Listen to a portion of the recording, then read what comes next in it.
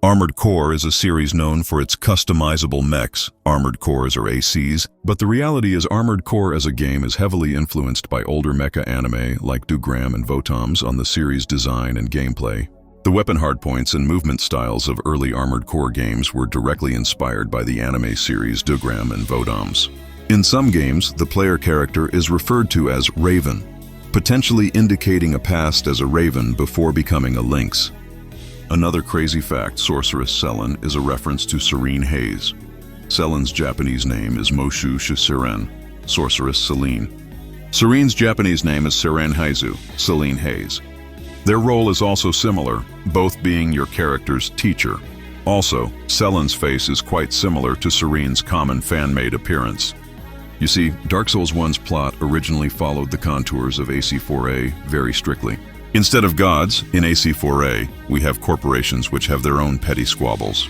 Instead of the undead curse, we have a special kind of radiation which powers your badass armored core, but is also poisoning the planet. Instead of the Firekeeper of Anor Londo, we have Wynne D. Fanchon, who is also known as the Brass Lady. They talk in the same cadence, but Wynne has an American accent and is voiced by Laura Bailey. Her mech is named Rider Palish, by the way.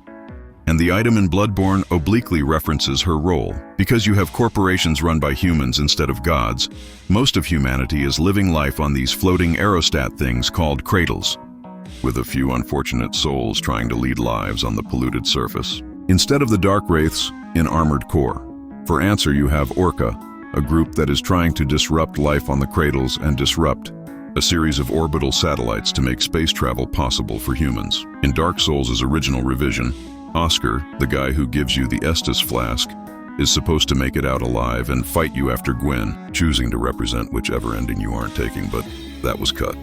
In Armored Core for answer, you have Otsdarva, the top-ranked pilot who is working as a double agent on behalf of the corporations for Orca. Which side he ends up choosing is whichever one you didn't pick, and you take him on in a tiny room at the end of your selected route.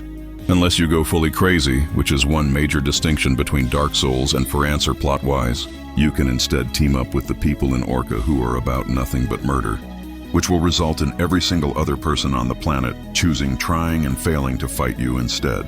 What was cut in that game instead, at least as far as I can tell, is any sort of interaction towards the beginning that makes this switch a big deal. Patches in this game is Patch the Good Luck, a pilot who will run the fuck away when scared, either when you face him or when you hire him to help you out. Much like the Brass Lady, Raider Palish, he's an ongoing reference to For Answer,